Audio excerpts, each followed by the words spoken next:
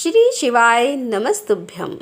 हर हर महादेव, जय भोलेनाथ की आप सभी भक्तजनों का अभिनंदन करती हूँ अपने YouTube चैनल पर। आप सभी भक्तजनों पर माता पार्वती और भोलेनाथ की कृपा बनी रहे।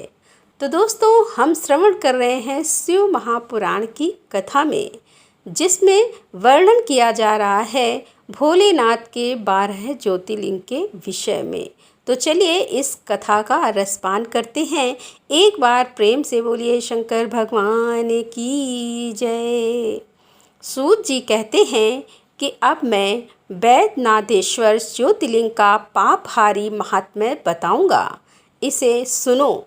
राक्षस राज रावण, जो बड़ा अभिमानी और अपने अहंकार को प्रकट करने वाला था, उत्तम पर्वत कैलाश पर भक्तिभाव से भगवान शिव की आराधना कर रहा था। कुछ काल तक आराधना करने पर जब महादेव जी प्रसन्न नहीं हुए, तब वह शिव की प्रसन्नता के लिए दूसरा तप करने लगा। पुलस्त्य कुलनंदन श्रीमान रावण ने सिद्धि के स्थानभूत हिमालय पर्वत से दक्षिण वृक्षों से भरे हुए वन में पृथ्वी पर एक बहुत बड़ा गड्ढा खोदकर उसमें अग्नि की स्थापना की और उसके पास ही भगवान शिव को स्थापित करके हवन आरंभ किया। ग्रीष्म ऋतु में वह 5 अग्नियों के बीच में बैठता, वर्षा ऋतु में खुले मैदान में चबूतरे पर सोता और शीतकाल में जल के भीतर खड़ा रहता। इस तरह 3 प्रकार से उसकी तपस्या चलती थी। इस रीति से रावण ने बहुत तप किया, तो भी दुरात्माओं के लिए, जिनको रिझाना कठिन है, वे परमात्मा महेश्वर उस पर प्रसन्न नहीं हुए। महामनस्वी दैत्यराज रावण ने अपना मस्तक काटकर शंकर जी का पूजन आरंभ किया। विधि पूर्वक शिव की पूजा करके वह अपना एक एक सिर काटता और भगवान को समर्पित कर देता था। इस तरह उसने क्रमशः अपने 9 सिर काट डाले। जब एक ही सिर बाकी रह गया, तब भक्तवत्सल भगवान शंकर संतुष्ट हुए और प्रसन्न हो वहीं उसके सामने प्रकट हो गए। भगवान शिव ने उसके सभी मस्तकों को पूर्ववत निरोग करके उसे उसकी इच्छा के अनुसार अनुपम उत्तम बल प्रदान किया। भगवान शिव का कृपा प्रसाद पाकर राक्षस रावण ने नतमस्तक हो हाथ जोड़कर उनसे कहा कि हे देवेश्वर, प्रसन्न होइए, मैं आपको लंका में ले चलता हूँ। आप मेरे इस मनोरथ को सफल कीजिए, मैं आपकी शरण में आया हूँ। रावण के ऐसा कहने पर भगवान शंकर बड़े संकट में पड़ गए और अनमने होकर बोले कि हे राक्षस राज, मेरे सार गर्भित बात सुनो। तुम मेरे इस उत्तम लिंग को भक्तिभाव से अपने घर को ले जाओ, परंतु जब तुम इसे कहीं भूमि पर रख दोगे, तब यह वही सुस्थिर हो जाएगा, इसमें संदेह नहीं है। अब तुम्हारी जैसी इच्छा हो वैसा करो। सूत जी कहते हैं कि हे ब्राह्मण, भगवान शंकर के ऐसा कहने पर राक्षस राज रावण बहुत अच्छा कह वह शिवलिंग साथ लेकर अपने घर की ओर चला, परंतु मार्ग में भगवान शिव की माया से उसे मूत्रोत्सर्ग की इच्छा हुई। पुलस्त्य नंदन रावण सामर्थ्यशाली होने पर भी मूत्र के वेग को रोक न सका। इसी समय वहां आसपास एक ग्वाले को देखकर उसने प्रार्थना पूर्वक वह शिवलिंग उसके हाथ में थमा दिया और स्वयं मूत्र त्याग के लिए बैठ गया। एक मुहूर्त बीतते बीतते वह ग्वाला उस शिवलिंग के भार से अत्यंत पीड़ित हो व्याकुल हो गया। तब उसने उसे पृथ्वी पर रख दिया। फिर तो वह हीरकमय शिवलिंग वहीं स्थित हो गया। वह दर्शन करने मात्र से संपूर्ण अभिष्टों को देने वाले और पाप राशि को हर लेने वाले हैं। हे मुने, वही शिवलिंग तीनों लोकों में वैद्यनाथेश्वर के नाम से प्रसिद्ध हुआ। जो सत्पुरुषों को भोग और मोक्ष देने वाला है, वह दिव्य उत्तम एवं श्रेष्ठ ज्योतिर्लिंग दर्शन और पूजन से भी समस्त पापों को हर लेता है और मोक्ष की प्राप्ति कराता है। वह शिवलिंग जब संपूर्ण लोकों के हित के लिए वहीं स्थित हो गया, तब रावण भगवान शिव का परम उत्तम वर पाकर अपने घर को चला गया। वहां जाकर उस महान असुर ने बड़े हर्ष के साथ अपनी प्रिया मंदोदरी को सारी बातें कह सुनाई।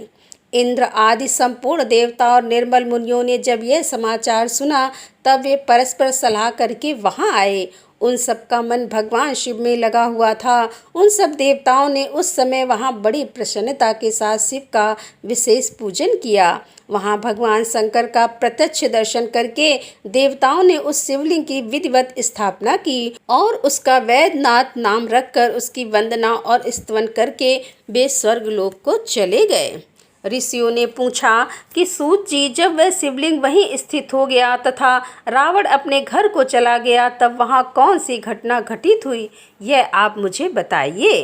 तब सूत जी ने कहा कि हे ब्राह्मण, भगवान शिव का परम उत्तम वर पाकर महान असुर रावण अपने घर को चला गया। वहाँ उसने अपनी प्रिया से सब बातें कहीं और वह अत्यंत आनंद का अनुभव करने लगा। इधर इस समाचार को सुनकर देवता घबरा गए कि पता नहीं यह देवद्रोही महादुष्ट रावण भगवान शिव के वरदान से बल पाकर क्या करेगा। उन्होंने नारद जी को भेजा। नारद जी ने जाकर रावण से कहा कि तुम कैलाश पर्वत को उठाओ, तब पता लगेगा कि शिव जी का दिया हुआ वरदान कहाँ तक सफल हुआ। रावण को यह बात जच गई। उसने जाकर कैलाश को उखाड़ लिया। इससे सारा कैलाश हिल उठा। तब गिरजा के कहने से महादेव जी ने रावण को घमंडी समझकर इस प्रकार श्राप दिया। महादेव जी बोले कि हे दुष्ट भक्त दुर्बुद्धि रावण, तू अपने बल पर इतना घमंड ना कर। तेरी इन भुजाओं का घमंड चूर करने वाला वीर पुरुष शीघ्र ही इस जगत में अवतरित होगा। सूत जी कहते हैं कि इस प्रकार वहाँ जो घटना हुई उसे नारद जी ने सुना और रावण भी प्रसन्नचित्त हो जैसे आया था उसी तरह अपने घर को लौट गया। इस प्रकार मैंने वैद्यनाथेश्वर का महात्म्य बताया है। सूत जी कहते हैं कि इस प्रकार वहाँ जो घटना हुई उसे नारद जी ने सुना। रावण भी प्रसन्नचित्त हो जैसे आया था उसी तरह अपने घर को लौट गया। इस प्रकार मैंने वैद्यनाथेश्वर का महात्म्य बताया है। इसे सुनने वाला मनुष्यों का पाप भस्म हो जाता है। सूत जी कहते हैं कि हे ब्राह्मण, अब मैं परमात्मा शिव के नागेश नामक परम उत्तम ज्योतिर्लिंग के आविर्भाव का प्रसंग सुनाऊंगा। दारुका नाम से प्रसिद्ध कोई राक्षसी थी जो पार्वती के वरदान से सदा घमंड में भरी रहती थी। अत्यंत बलवान राक्षस दारुक उसका पति था। उसने बहुत से राक्षसों को साथ लेकर वहाँ सत्पुरुषों का संहार मचा रखा था। वह लोगों के यज्ञ और धर्म का नाश करता फिरता था। पश्चिम समुद्र के तट पर उसका एक वन था जो संपूर्ण समृद्धियों से भरा रहता था। उस वन का विस्तार सब ओर से 16 योजन था। दारुका अपने विलास के लिए जहाँ जाती थी वहीं भूमि, वृक्ष तथा अन्य सब उपकरणों से युक्त वह वन भी चला जाता था। देवी पार्वती ने उस वन की देखरेख का भार दारुका को सौंप दिया था। दारुका अपने पति के साथ इच्छा अनुसार उसमें विचरण करती थी। राक्षस दारुक अपनी पत्नी दारुका के साथ वहां रहकर सबको भय देता था। उससे पीड़ित हुई प्रजा ने महर्षि औरव की शरण में जाकर उनको अपना दुख सुनाया। औरव ने शरणागतों की रक्षा के लिए राक्षसों को यह श्राप दे दिया कि ये राक्षस यदि पृथ्वी पर प्राणियों की हिंसा या यज्ञों का विध्वंस करेंगे तो उसी समय अपने प्राणों से हाथ धो बैठेंगे। देवताओं ने जब यह बात सुनी तब उन्होंने दुराचारी राक्षसों पर चढ़ाई कर दी। राक्षस घबराए। यदि वे लड़ाई में देवताओं को मारते हैं तो मुनि के श्राप से वे स्वयं मर जाते हैं और यदि नहीं मारते तो पराजित होकर भूखों मर जाते हैं। उस अवस्था में राक्षसी दारुका ने कहा कि भवानी के वरदान से मैं इस सारे वन को जहाँ चाहूँ ले जा सकती हूँ। यूँ कहकर वह समस्त वन का ज्यों का त्यों ले जाकर समुद्र में जा बसी। राक्षस लोग पृथ्वी पर न रहकर जल में निर्भय रहने लगे और वहाँ प्राणियों को पीड़ा देने लगे। एक बार बहुत सी नावें उधर से आ निकली जो मनुष्यों से भरी थीं। राक्षसों ने उनमें बैठे हुए सब लोगों को पकड़ लिया और बेड़ियों से बांधकर कारागार में डाल दिया। वे उन्हें बारंबार धमकियां देने लगे। उनमें सुप्रिय नाम से प्रसिद्ध एक वैश्य था जो उस दल का सरदार था। वह बड़ा सदाचारी, भस्म रुद्राक्षधारी तथा भगवान शिव का परम भक्त था। सुप्रिय शिव की पूजा किए बिना भोजन नहीं करता था। वह स्वयं तो शंकर का पूजन करता ही था, बहुत से अपने साथियों को भी उसने शिव की पूजा सिखा दी थी। फिर सब लोग नमः शिवाय मंत्र का जप और शंकर जी का ध्यान करने लगे। सुप्रिय को भगवान शिव का दर्शन भी होता था। दारुक राक्षस को जब इस बात का पता लगा तब उसने आकर सुप्रिय को धमकाया। उसके साथ ही राक्षस सुप्री को मारने दौड़े। उन राक्षसों को आया देख सुप्री के नेत्र भय से कातर हो गए। वह बड़े प्रेम से शिव का चिंतन और उनके नामों का जप करने लगा।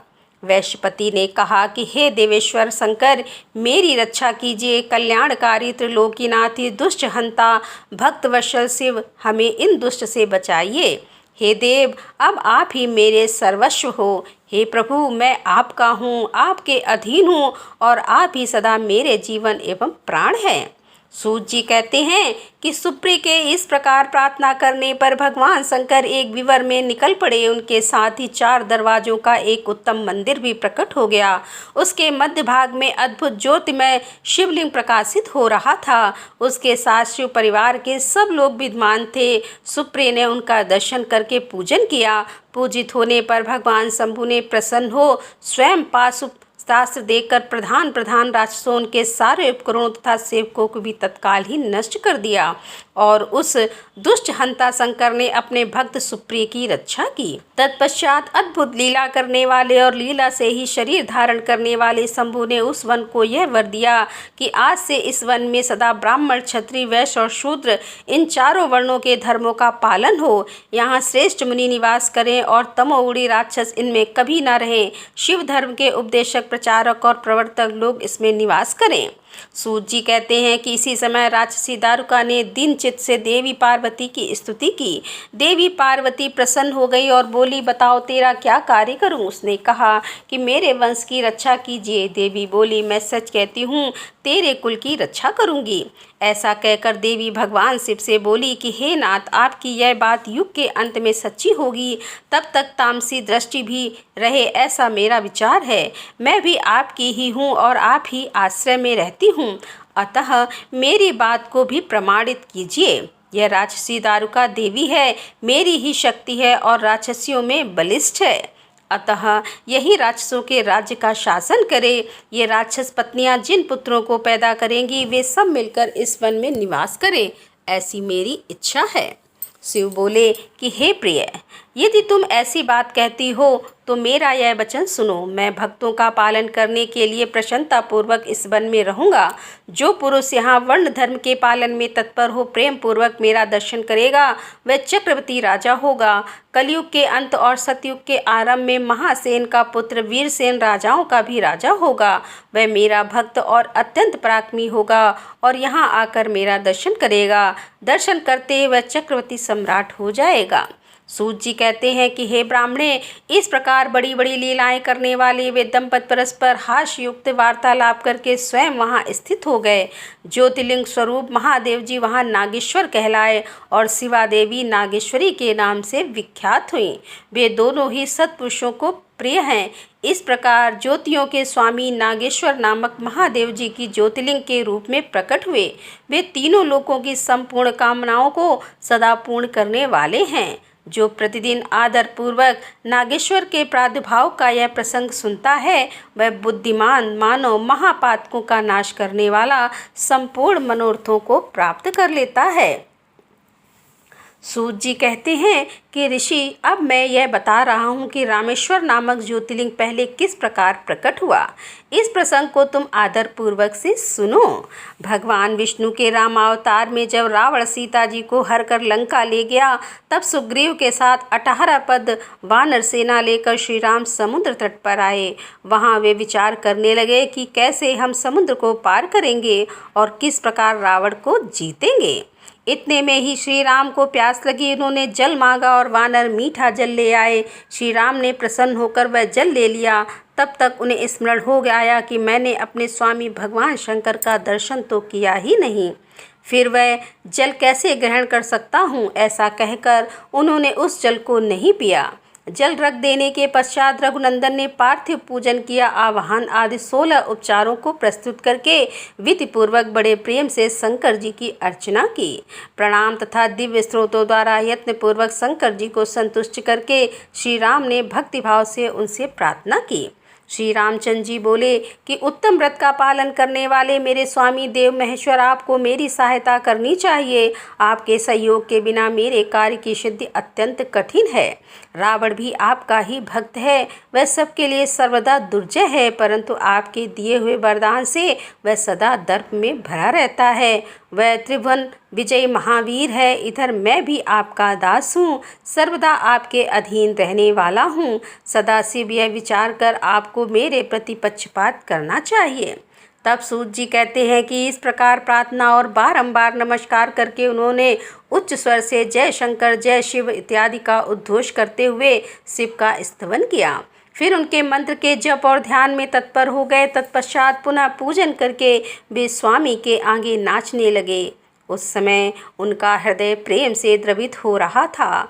फिर उन्होंने शिव के संतोष के लिए गाल बजाकर अव्यक्त शब्द किया। उस समय भगवान शंकर उन पर बहुत प्रसन्न हुए और वे ज्योतिमय महेश्वर पार्वती तथा पार्षद गणों के साथ शास्त्रोक्त निर्मल रूप धारण करके तत्काल वहाँ प्रकट हो गए। श्री राम की भक्ति से संतुष्ट चित्त होकर महेश्वर ने उनसे कहा कि श्री राम, तुम्हारा कल्याण हो, वर मांगो। उस समय उनका रूप देखकर वहां उपस्थित हुए सब लोग पवित्र हो गए। शिव धर्म परायण श्री राम जी ने स्वयं उनका पूजन किया। फिर भांति भांति की स्तुति एवं प्रणाम करके उन्होंने भगवान शिव से लंका में रावण के साथ होने वाले युद्ध में अपने लिए विजय की प्रार्थना की।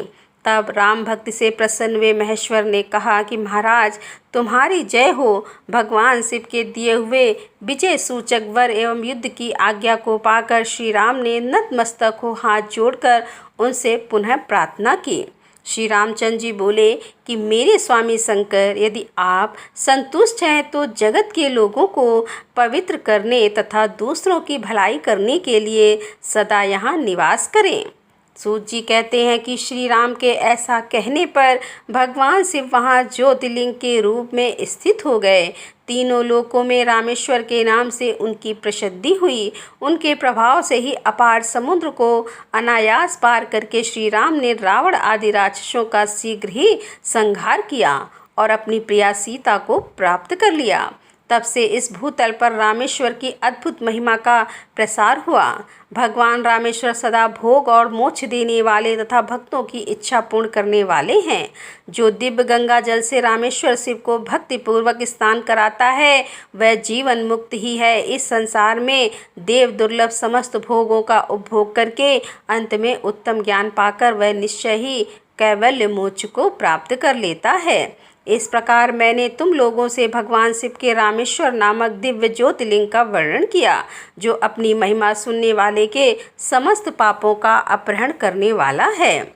सूत जी कहते हैं कि अब मैं घुश्मेश नामक ज्योतिर्लिंग के प्रादुर्भाव का और उसके महात्म्य का वर्णन करूँगा। हे मुनिवरों, ध्यान देकर सुनो। दक्षिण दिशा में एक श्रेष्ठ पर्वत है जिसका नाम देवगिरी है। वह देखने में अद्भुत तथा नित्य परम शोभा से संपन्न है। उसी के निकट कोई भरद्वाज कुल में उत्पन्न सुधर्मा नामक ब्राह्मण देवता ब्राह्मण रहते हैं। उनकी प्रिय पत्नी का नाम सुदेहा था। वह सदा शिव धर्म के पालन में तत्पर रहती थी, घर के कामकाज में कुशल थी और सदा पति की सेवा में लगी रहती थी। दुष्श्रेष्ठ सुधर्मा भी देवताओं और अतिथियों के पूजक थे। वेद वर्णित मार्ग पर चलते और नित्य अग्निहोत्र किया करते थे। तीनों काल की संध्या करने से उनकी कांति सूर्य के समान उद्दीप्त थी। वे वेद शास्त्र के मर्मज्ञ थे और शिष्यों को पढ़ाया करते थे। धनवान होने के साथ ही बड़े दाता थे। सौजन्य आदि सद्गुणों के भाजन थे। शिव संबंधी पूज नादि कार्य में ही सदा लगे रहते थे और वे स्वयं तो शिव भक्त थे ही, शिव भक्तों से बड़ा प्रेम रखते थे। शिव भक्तों को भी वे बहुत प्रिय थे। यह सब कुछ होने पर भी उनके पुत्र नहीं थे। इससे ब्राह्मण को तो दुख नहीं होता था, परंतु उनकी पत्नी बहुत दुखी रहती थी। पड़ोसी और दूसरे लोग भी उसे ताना मारा करते थे। वह पति से बार बार पुत्र के लिए प्रार्थना करती थी। पति उसको ज्ञान उपदेश देकर समझाते थे, परंतु उसका मन नहीं मानता था। अंत गोत्वा ब्राह्मण ने कुछ उपाय भी किया, परंतु वह सफल नहीं हुआ। तब ब्राह्मणी ने अत्यंत दुखी हो बहुत हट करके अपनी बहन सुषमा से पति का दूसरा विवाह करा दिया। विवाह से पहले सुधर्मा ने उसको समझाया कि इस समय तो तुम बहन से प्यार कर रही हो, परंतु जब इसके पुत्र हो जाएगा तब इससे स्पर्धा करने लगोगी। उसने वचन दिया कि मैं बहन से कभी डाह नहीं करूंगी। विवाह हो जाने पर घुष्मा दासी की भांति बड़ी बहन की सेवा करने लगी। सुदेहा भी उसे बहुत प्यार कर रही थी। घुष्मा अपनी शिव भक्त बहन की आज्ञा से नित्य 101 पार्थिव शिवलिंग बनाकर विधि पूर्वक पूजा करने लगी। पूजा करके वह निकटवर्ती तालाब में उनका विसर्जन कर देती थी। शंकर जी की कृपा से उसके एक सुंदर सौभाग्यवान और सद्गुण संपन्न पुत्र हुआ। घुष्मा का कुछ मान बढ़ा, इससे सुदेहा के मन में डाह पैदा हो गया।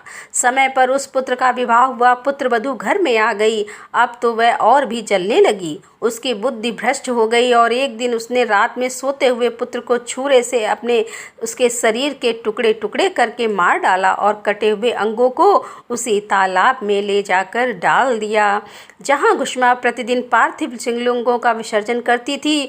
पुत्र के अंगों को उस तालाब में फेंक कर वह लौट आई और घर में सुखपूर्वक सो गई। घुष्मा सवेरे उठकर प्रतिदिन का पूजन आदि कर्म करने लगी और श्रेष्ठ ब्राह्मण सुधर्मा स्वयं भी नित्य कर्म में लग गए। इसी समय उनकी ज्येष्ठ पत्नी सुदेहा भी उठी और बड़े आनंद से घर के कामकाज करने लगी, क्योंकि उसके हृदय में पहले जो ईर्ष्या की आग जलती थी वह अब बुझ गई थी। और वह प्रातःकाल जब बहू ने उठकर पति की सैया को देखा तो वह खून से भींगी दिखाई दी और उस पर शरीर के कुछ टुकड़े दृष्टिगोचर हुए। उससे उसको बड़ा दुख हुआ। उसने सास घुष्मा के पास जाकर निवेदन किया, उत्तम व्रत का पालन करने वाली आर्या आपके पुत्र कहाँ हैं? उनकी शैया रक्त से भींगी हुई है और उस पर शरीर के कुछ टुकड़े दिखाई देते हैं। हाय मैं मारी गई, किसने यह दुष्कर्म किया है? ऐसा कहकर वह बेटे की प्रिय पत्नी भांति भांति से करुण विलाप करती हुई रोने लगी। सुधर्मा की बड़ी पत्नी सुदेहा भी उस समय हाय मैं मारी गई ऐसा कहकर दुख में डूब गई। उसने ऊपर से तो दुख किया किंतु मन ही मन वह हर्ष से भरी हुई थी। घुष्मा भी उस समय उस वधू के दुख को सुनकर अपने नित्य पार्थिव पूजन के व्रत से विचलित नहीं हुई। उसका मन बेटे को देखने के लिए तनिक भी उत्सुक नहीं हुआ। उसके पति की भी ऐसी अवस्था थी कि जब तक नित्य नियम पूरा नहीं हुआ तब तक उन्हें दूसरी किसी बात की चिंता नहीं हुई। दोपहर को पूजन समाप्त होने पर घुष्मा ने अपने पुत्र की भयंकर सैया पर दृष्टिपात किया, तथापि उसने मन में किंचित मात्र भी दुख नहीं माना। वह सोचने लगी कि जिन्होंने यह बेटा दिया था वे ही इसकी रक्षा करेंगे। वे भक्त प्रिय कहलाते हैं, काल के भी काल और सत्पुरुषों के आश्रय हैं। एकमात्र वे प्रभु सर्वेश्वर शंभु ही हमारे रक्षक हैं। वे माला गूंथने वाले पुरुष की भांति जिनको जोड़ते हैं उनके अलग भी करते हैं, अतः मेरे चिंता करने से क्या होगा। इस तत्व का विचार करके उसने शिव के भरोसे धैर्य धारण किया और उस समय दुख का अनुभव नहीं किया। यह पूर्वता पार्थिव शिवलिंगों को लेकर स्वचित वे शिव के नामों का उच्चारण करती हुई इस तालाब के किनारे गई। उन पार्थिव लिंगों को तालाब में डालकर जब वह लौटने लगी तो उसे अपना पुत्र उसी तालाब के किनारे खड़ा दिखाई दिया। सूत जी कहते हैं कि हे ब्राह्मण, उस समय वहां अपने पुत्र को जीवित देखकर उसकी माता घुष्मा को ना तो हर्ष हुआ और न विषाद। वह पूर्वता स्वस्थ बनी रही। इसी समय उस पर संतुष्ट हुए ज्योति स्वरूप महेश्वर शिव शीघ्र उसके सामने प्रकट हो गए। शिव बोले कि सुमुखी, मैं तुम पर प्रसन्न हूँ, वर मांगो। तेरी दुष्टा सौत ने इस बच्चे को मार डाला था, अतः मैं उसे त्रिशूल से मारूंगा। सूत जी कहते हैं तब घुष्मा ने शिव को प्रणाम करके उस समय यह वर मांगा कि हे नाथ, यह सुदेहा मेरी बड़ी बहन है, अतः आपको इसकी रक्षा करनी चाहिए। तब शिव जी बोले कि उसने तो बड़ा भारी उपकार किया है, तुम उस पर उपकार क्यों करती हो? दुष्ट कर्म करने वाली सुदेहा तो मार डालने के ही योग्य है। घुष्मा ने कहा कि हे देवादिदेव, आपके दर्शन मात्र से पातक नहीं ठहरता। इस समय आपका दर्शन करके उसका पाप भस्म हो जाए। जो उपकार करने वालों पर भी उपकार करता है उसके दर्शन मात्र से पाप बहुत दूर भाग जाता है। हे प्रभु, यह अद्भुत भगवत वाक्य मैंने सुन रखा है। इसीलिए हे सदाशिव, जिसने ऐसा कुकर्म किया है वही करे, मैं ऐसा क्यों करूं? मुझे तो बुरा करने वाले का भी भला ही करना है। तब सूत जी कहते हैं कि घुसमा के ऐसा कहने पर दया सिंधु भक्त वत्सल महेश्वर और भी प्रसन्न हुए तथा इस प्रकार से बोले कि हे घुसमे, तुम कोई और भी वर मांगो, मैं तुम्हारे हित करके पर अवश्य कर दूंगा, क्योंकि तुम्हारी इस भक्तिशय और विकार शून्य स्वभाव से मैं बहुत प्रसन्न हूँ। भगवान शिव के बात सुनकर घुसमा बोली कि हे प्रभु, यदि आप वर देना चाहते हैं तो लोगों की रक्षा के लिए सदा यहाँ निवास कीजिए और मेरे नाम से ही आपकी ख्याति हो। तब महेश्वर शिव ने अत्यंत प्रसन्न होकर कहा, मैं तुम्हारे ही नाम से घुसमेश्वर कहलाता हुआ सदा यहाँ निवास करूँगा और सबके लिए सुखदायक होऊंगा। मेरा शुभ ज्योतिर्लिंग घुसमेश नाम से प्रसिद्ध हो, यह सरोवर शिवलिंगों का आलय हो जाए और इसीलिए इसकी तीनों लोकों में शिवालय नाम से प्रसिद्धि हो। यह सरोवर सदा दर्शन मार्ग से संपूर्ण अभिष्टों का देने वाला हो। हे शुभ्रते, तुम्हारे वंश में होने वाली 101 पीढ़ियां तक ऐसे ही श्रेष्ठ पुत्र उत्पन्न होंगे, इसमें संशय नहीं है। वे सब के सब सुंदरी स्त्री, उत्तम धन और पूर्ण आयु से संपन्न होंगे, चतुर और विद्वान होंगे, उदार तथा भोग और मोक्ष रूपी फल पाने के अधिकारी होंगे। 101 पीढ़ियों तक सभी पुत्र गुणों से बढ़े चढ़े होंगे और तुम्हारे वंश का ऐसा विस्तार बड़ा शोभादायक होगा। ऐसा कहकर भगवान शिव वहाँ ज्योतिर्लिंग के रूप में स्थित हो गए। उनकी घुसमेशा नाम से प्रसिद्धि हुई और उस सरोवर का नाम शिवालय हो गया। और सुधर्मा, घुसमा और सुदेहा तीनों ने आकार तत्काल ही उस शिवलिंग की 101 दक्षिणावर्त परिक्रमा की। पूजा करने के परस्पर मिलकर मन का मैल दूर करके वे सब वहाँ बड़े सुख का अनुभव करने लगे। पुत्र को जीवित देख सुदेहा बहुत लज्जित हुई और पति तथा घुसमा से क्षमा प्रार्थना करके उसने अपने पाप के निवारण के लिए प्रायश्चित किया। हे मुनिवरों, इस प्रकार वह घुसमेश्वर लिंग प्रकट हुआ। उसका दर्शन पूजन करने से सदा सुख की वृद्धि होती है। ब्राह्मणों, इस तरह मैंने तुमसे 12 ज्योतिर्लिंग की महिमा बताई है। ये सभी लिंग संपूर्ण कामनाओं के पूरक तथा भोग और मोक्ष देने वाले हैं। जो इन ज्योतिर्लिंगों की कथा को पढ़ता और सुनता है वह सब पापों से मुक्त हो जाता है तथा भोग और मोक्ष को पाता है। तो बोलो हर हर महादेव, जय भोलेनाथ की। तो दोस्तों, इसके आगे की कथा लेकर हम आपके सामने फिर उपस्थित होंगे। तब तक के लिए हर हर महादेव, जय भोलेनाथ की।